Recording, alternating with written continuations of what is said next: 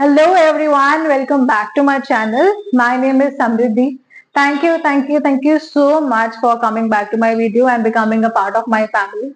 This channel means a lot to me क्योंकि बहुत मुझे reservations थे कि मैं ये कर पाऊंगी या नहीं कर पाऊंगी, quality content होगा या नहीं होगा, but thank you all for showing so much support and it means a lot to me. For the ones who are joining me for the first time, क्योंकि I know topic बहुत interesting है, how to memorize. I am Samriddhi. I am a practicing advocate in Delhi High Court and District Courts. So I am a young lawyer, very passionate about talking. तो इसीलिए ये channel start किया है ताकि मैं आप लोगों से बहुत सारी बातें कर सकूं। बातें करते करते जब मैं कॉलेज में थी तो मुझे ये रियलाइज हुआ कि मुझे मेरे फ्रेंड ने ही बोला लॉ कॉलेज बहुत इंटरेस्टिंग था। I am from faculty of law, बहुत मजेदार था, बहुत तरीके के लोगों से मिलने को मिला। हमारे सेंट्रल यूनिवर्सिटी थी तो बहुत जगह से लोग आते हैं, साउथ से, ईस्ट से, वेस्ट से, नॉर्थ के और भी पार्ट से, उत्तर प्रदेश से, बिहार से, बहुत सारे फ्रेंड्स आते हैं। बहुत सारे लोग आज भी मुझसे जुड़े हुए हैं, कोई राजस्थान से है, तभी ये राजस्थान एपीओ का आइडिया भी आया। तो इंग्लिश पढ़ाने की जो मेरी शुरुआत हुई थी वो इसी से हुई थी कि मुझे मेरे कुछ फ्रेंड्स मिले। मुझे भी नहीं पता था मेरी इंग्लिश अच्छी है, तो मेरे कुछ फ्रेंड्स बने लॉ कॉलेज में आके, उनके साथ बहुत मजा आया, बहुत बातें बातें करते थे हम लोग। उन्होंने कहा यार तेरी इंग्लिश तो बड़ी अच्छी है, तुझे कैसे पता है इतनी अच्छी इंग्लिश, तुझे कैसे आती है इतनी अच्छी इंग्लिश। मैंने कहा यार पता नहीं कैसे आती है इतनी अच्छी इंग्लिश, पर टीचर अच्छी थी शुरू से ही तो सीखते गए हम इंग्लिश। मेरे दोस्तों ने ही मुझे कहा कि भाई तेरी इंग्लिश वाकई बहुत अच्छी है, तो बहुत फ्लुएंट है और तुझे सारे रूल्स वूल सब याद रहते हैं, स्पेलिंग भी याद रहती है, हमें तो याद नहीं रहती है। So they really appreciated me. I am very thankful to faculty of law कि उन्होंने मुझे इतने तरीके के लोगों से मिलवाया, इतना अच्छा इंटरेक्शन करवाया कि मुझे पता चला कि मेरे पास जो एक चीज है इंग्लिश स्पीकिंग या फिर स्पीकिंग एबिलिटी जो है वो एक्चुअली एक एसेट है। अब सवाल ये कि मुझे ये सब याद कैसे रहते हैं, मेरी इंग्लिश इतनी अच्छी कैसे हुई, तो उसका श्रेय मैं देना चाहूंगी मेरी टीचर को। I had a very good teacher miss Sangeeta Paul in 6th standard. She really help me with English. मुझे भी नहीं आती थी, मेरे घर में इंग्लिश बोलने का माहौल बिल्कुल भी नहीं था। अभी भी अपने घर में सबका चूचा पड़ा मैं ही करती हूँ इंग्लिश में। द रीजन बीइंग हर, उन्होंने मुझे बहुत हेल्प किया। तो वो मुझे बार बार कहती थी समृद्धि अलग अलग टॉपिक्स पे लिखो, वर्ड मीनिंग्स लिखो, चैप्टर घर से पढ़ के आओ, उसको क्लास में डिस्कस करो, क्वेश्चन आंसर खुद सॉल्व करो। जैसे हमारे स्कूल में ऐसा नहीं होता था कि मैम ने बोर्ड पे लिख दिया आंसर और आपने कॉपी कर लिया, ऐसे नहीं करती थी। ना ही वो हमें एनकरेज करती थी कि वो कुछ पोर्शन हमें मार्क करवा दें और वो उस क्वेश्चन का आंसर हो। She never encourage us to do that. उन्होंने मुझे हमेशा इंडिपेंडेंट थिंकिंग एनकरेज करने के लिए कहा और मुझे हमेशा खुद सोचने के लिए कि इस क्वेश्चन का आंसर क्या हो सकता है, चाहे मैं सही हूँ या गलत हूँ, वो उनकी जिम्मेदारी होती थी, वो खुद मुझे सिखाती थी। But she really encourage me to write the answer on my own, और इसी की वजह से मैं ऑन द स्पॉट लिख सकती हूँ, बोल सकती हूँ। So sincere thanks to her. Thank you so much ma'am in case you are watching my video. Lots of love from your student and I think I owe a lot to her. उनकी वजह से आज मैं यहाँ पे हूँ। तो अब इस सवाल का जवाब ढूंढते हैं, हाउ टू मेमोराइज। ऐसा क्या हुआ कि 6th स्टैंडर्ड में जो मैंने पढ़ा था, 4th से 6th स्टैंडर्ड में जो मैंने पढ़ा था, आई टर्न 27 दिस ईयर, वो अभी तक मुझे याद है। ऐसा क्यों होता है? तो मैं साइकोलॉजी पढ़ रही थी 11th और 12th में, मेरे पास ह्यूमैनिटीज में साइकोलॉजी एक सब्जेक्ट था। तब मुझे एक चैप्टर था हमारा मेमोरी, वो आप ही पढ़ सकते हैं। तब मुझे इस बॉटल नेक थ्योरी के बारे में पता चला, तभी मैंने बॉटल्स ड्रॉ करी हैं। Not that I am talking about something else. Today I am going to talk about bottle neck theory. बहुत ही इंटरेस्टिंग थ्योरी है ये साइकोलॉजी में। I don't know the name of the psychologist, क्योंकि मैंने तब ये सोचा कि मुझे चीजें कैसे याद रहती हैं। हमारे लॉ में, क्योंकि मैं प्रैक्टिसिंग लॉयर हूँ, हमारे लॉ में बहुत सारे सेक्शंस होते हैं। कुछ सेक्शंस मुझे ऑन टिप होते हैं, ठीक है, अगर आप किसी और लॉयर से मिलोगे तो over a period of time कुछ सेक्शंस उनके टिप पे हो जाते हैं। अगर कोई क्रिमिनल लॉयर है तो उसे पता होगा 306, 307, 302, 107, उनको सब टिप्स पे होते हैं। हमको तो नहीं है टिप्स पे। क्यों? क्योंकि उनको उस चीज का एक्सपीरियंस हो गया है, प्रैक्टिस हो गया है। अब ये प्रैक्टिस और एक्सपीरियंस काम कैसे करता है, मैं बार बार आप लोगों को बोलती हूँ लिखने के लिए। आप लोगों ने एक वर्ड सुना होगा, अटेंशन। अपना अटेंशन दो, टीचर बार बार क्लास में बोलती है अटेंशन। बहुत सारी बातें मुझे अपने क्लासरूम से ही याद है, मुझे बार बार रिविजन करने की जरूरत नहीं पड़ती थी, क्योंकि क्लास में जब टीचर पढ़ाती थी मैं पूरा अपना अटेंशन क्लास में देती थी। I was a very attentive student in class, very naughty, also very talkative.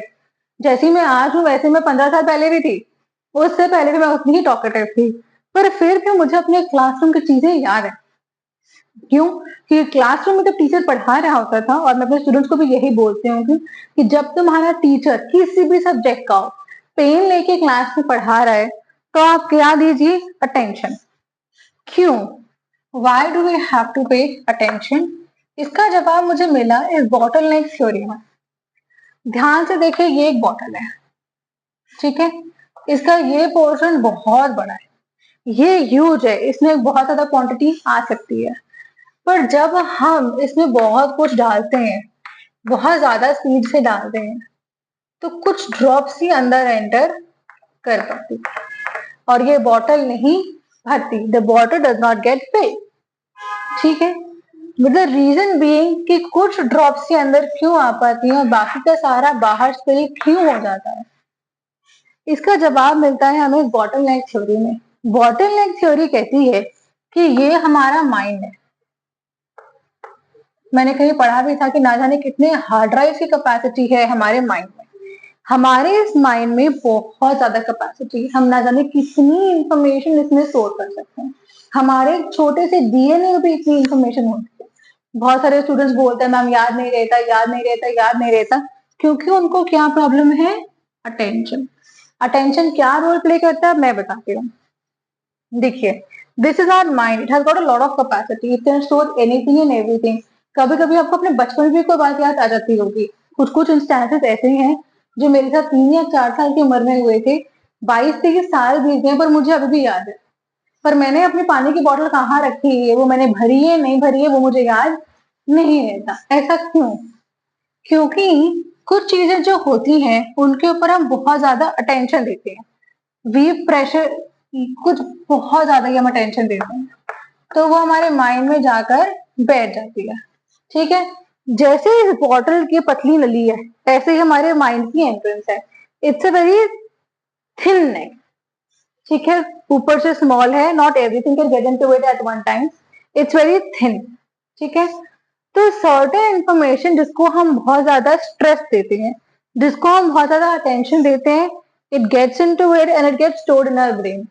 हमारे माइंड में वो स्टोर हो जाती है, उसके बाद उसको वहां से निकालना बहुत मुश्किल है।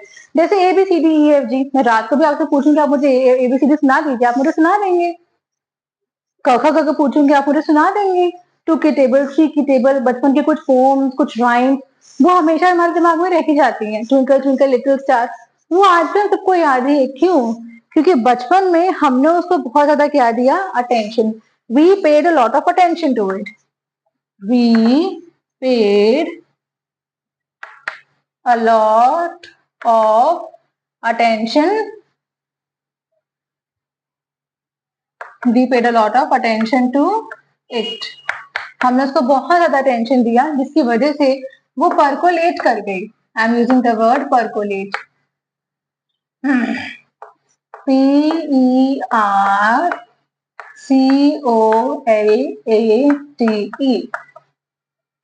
ये बॉटल का नेक जो है बहुत थिन है, इसका सर्कमफ्रेंस बहुत स्मॉल है, so not everything can get into it at all together, ठीक है।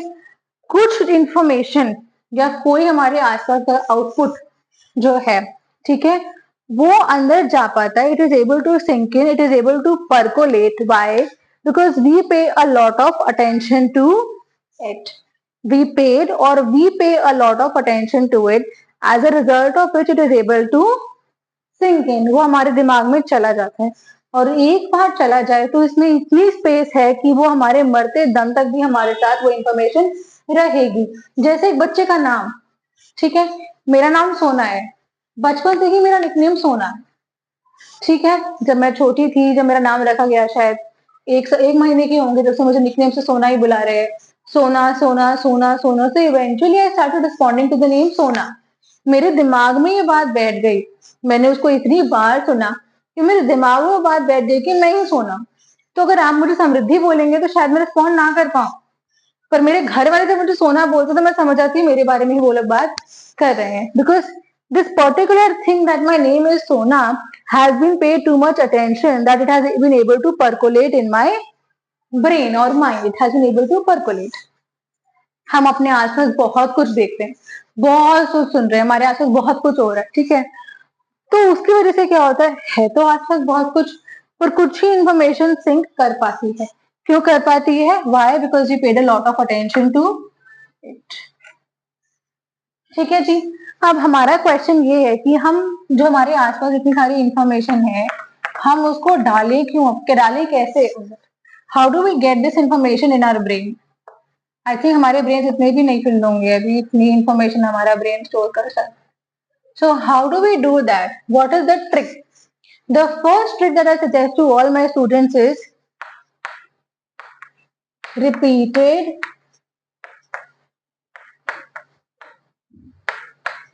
recall. अगर आप क्लासरूम में हैं और आप क्लासरूम में कोई चीज सीख रहे हैं, आपके टीचर कोई बात बोल रही है, उसको आप बिल्कुल ध्यान से सुनिए।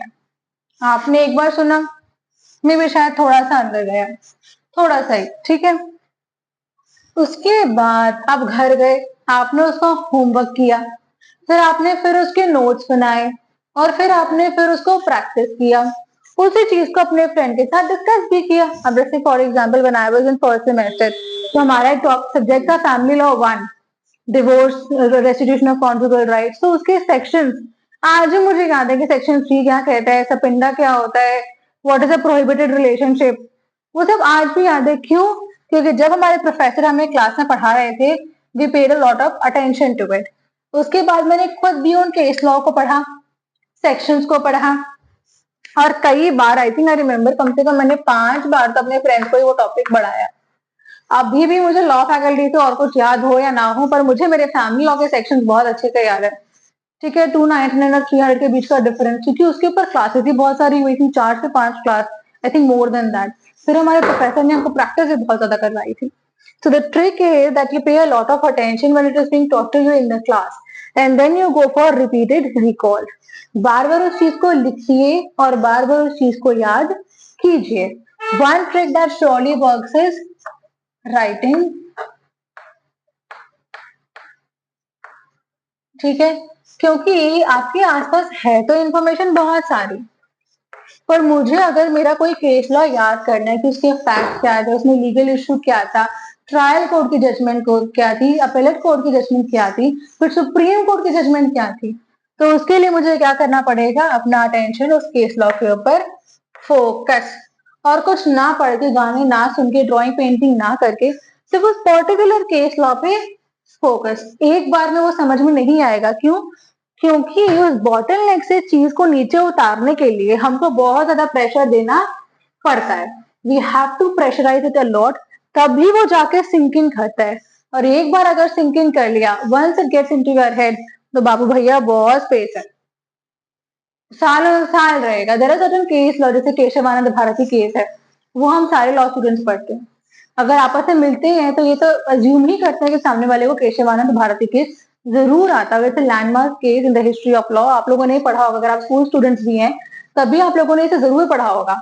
whenever you talk about constitution, whenever you talk about basic structure doctrine, ठीक है, कैसे और को डॉक्ट्राइन से याद हो ही ना हो, बेसिक स्ट्रक्चर डॉक्ट्रिन हमेशा याद रहती है, और ये केस भी हमें हमेशा याद रहता है। क्यों? Because it has been able to pass through the bottleneck, it has got into my brain. क्यों? उसके ऊपर मैंने अपना अटेंशन फोकस किया, रिपीटेड रिकॉल किया। अभी भी जब मैंने आप लोगों से बात करी, तभी क्या हुआ? उसका रिपीटेड रिकॉल। और इस पर्टिकुलर केस का ब्रीफ मैंने खुद अपने हाथ से लिखा था। अब हम पहले के जमाने में तो है नहीं कि पेपर एक रेयर कमोडिटी है, एक्सपेंसिव कमोडिटी है, तो इसीलिए अगर आप अपने एग्जाम्स की प्रिपरेशन कर रहे हैं तो पहले तो अपने अटेंशन को फोकस कीजिए और कुछ मत कीजिए। Don't play video games around it. Gaps में आप खेल सकते हैं, पर अगर आप अपने एग्जाम की प्रिपरेशन कर रहे हैं तो please focus your attention completely on one thing. ठीक है, थोड़ा थोड़ा सिंक इन करेगा, and if you want it to sink in completely, then please go for this practice of repeated recall. जैसे बच्चों को हम याद कराते हैं, 7 का टेबल सुनाओ, 8 का टेबल सुनाओ, 12 का टेबल सुनाओ। जब तक टीचर उनसे बार बार पूछते रहती है तब तक उन्हें टेबल याद रहते हैं। 14 का टेबल मोटा मोटी हर बच्चे को याद रहता है, पर उसके बाद की टेबल क्यों? क्योंकि स्कूल में टीचर पूछना ही बंद कर देती है। लर्निंग अपने आप में एक बहुत बड़ा टॉपिक है साइकोलॉजी में। आप 11th और 12th के एनसीईआरटी में टॉपिक पढ़ सकते हैं, बहुत इंटरेस्टिंग टॉपिक है। पर अभी फिलहाल क्योंकि आपके एग्जाम सर पे हैं, तो please go for writing practice. YouTube video में मेरे को स्टूडेंट्स मुझे बोलते हैं, जैसे मैं मैथ पढ़ा रही थी, पॉलिनॉमियल्स का टॉपिक था, पॉलिनोमियल से लीनियर इक्वेशन ऐसे ही था। जो टॉपिक मैं 8 क्लासेस में करा रही हूँ फिर भी उसका खत्म नहीं हुआ। उसने मुझे कहा मैम 2 घंटे की वीडियो है यूट्यूब पे, सर बहुत अच्छा पढ़ाते हैं, फटाफट 2 घंटे की वीडियो 20 मिनट में देख के मैं आपका पेपर दे दूंगा। कितने मार्क्स आए थे? 5 मार्क्स आउट ऑफ 40। क्योंकि मैंने जो कराया उसकी उसने क्या नहीं करी, रिपीटेड रिकॉल, उसने उसकी प्रैक्टिस नहीं करी। तो 2 घंटे की वीडियो तो देखेगा 20 मिनट में, दिमाग में कितना जाएगा? 2 मिनट। क्यों? इंफॉर्मेशन तो बहुत सारी है ना, बहुत सारी है। ब्रेन को क्या करना पड़ता है? प्रेस, ताकि वो सिंक इन करे। That is why we tell students to practice. हमारे लॉ में भी वैल्यू उसी की है जिसको एक्सपीरियंस है। हो सकता है आप लॉ में आपके मार्क्स बहुत अच्छे ना रहे हो, but maybe somebody takes up the responsibility कि मैं एनआई एक्ट के मैटर्स देखूंगा, I am specialising in NI act matters. हम क्यों एक स्पेशलाइज लॉयर, एक स्पेशलाइज टीचर ढूंढते हैं? क्यों? क्योंकि उसने उस चीज की इतनी प्रैक्टिस कर ली होती है कि उसके दिमाग में वो बात बैठ जाती है। तो दिमाग में वो बात बैठने के पीछे रीजन है bottleneck theory. Your environment has a lot of stimuli. It has a lot of information. The information that you pay specific attention to gets into your head like a bottleneck. ठीक है? It passes through the bottleneck and stays in your mind forever. For you to be really active in a particular thing, you will have to go for repeated recall. बार बार उस चीज को बोलिए, बार बार उस चीज को लिखिए। I was very good at oral, तो लिखती हूँ मैं कमी थी, but I was very good at written practice also. Teacher ने जब काम दिया तो उसका होमवर्क करना, ट्रू फॉल्स को सॉल्व करना, एमसीक्यू को सॉल्व करना, मेंटली आप लोगों को सॉल्व नहीं करना है। Because unless you stress on this particular thing, this arrow stands for stressing, mental stress नहीं, it stands for stress, कि आपको उसको प्रेशराइज करना है कि वो चीज आपके दिमाग में जाए। टेंसेस की जो आप लोगों ने चैंपियन 30 वाली वीडियो देखी होगी, चैंपियन टेंसेस इन 30 मिनट्स, बहुत अच्छी वीडियो है, मैंने खुद वो वीडियो देखी है ये जानने के लिए कि इतना बड़ा टॉपिक मैंने 30 मिनट में कैसे समझाया। तो वो 30 मिनट्स इनफ नहीं है। अगर आप उसके डिटेल्ड वीडियो जब देखेंगे, हर वीडियो में मैंने प्रैक्टिस क्वेश्चंस दिया है। The more you practice the better you learn. Why do I से practice? Now you know, because the more you practice, the more you stress a particular information for it to go past to the bottleneck and stay in your mind forever. So this is your mind, ठीक है? And all the information that has to get into your mind has to pass through this thin funnel which is called bottleneck. If it is able to pass like this, it will stay on forever. There's a lot of space in it, but if it does not and you don't stress that information, you don't go for this repeated recall and writing practice, then I doubt things will be able to get into your brain. Okay, so 3 things that we learned from this video is that pay attention. Okay, not to so many things, but go step by step. So pay attention, focus yourself. Second, go for repeated recall. एक बार class में सुना पढ़ा, उसको दोबारा 2-3 बार आप revise कीजिए, orally या written. And third, go for written practice. Written practice is very important. Alright, so I hope this video really helps you in preparing for your exam. Please ध्यान से अपने एग्जाम्स के लिए पढ़िए, एग्जाम्स के लिए स्ट्रेस मत लीजिए। Exams are a stress of your mind, ठीक है? आपके माइंड को असेस करने के लिए, ये जज करने के लिए नहीं कि आप इंटेलिजेंट हैं या नहीं, only to check your attention कि बच्चे ने क्लास में कितना ध्यान दिया है। Alright, so you can easily get in touch with me for regular English classes. I will share my contact details in the description box, and you can join me for APO Batch 2025. Thank you so much. Bye bye.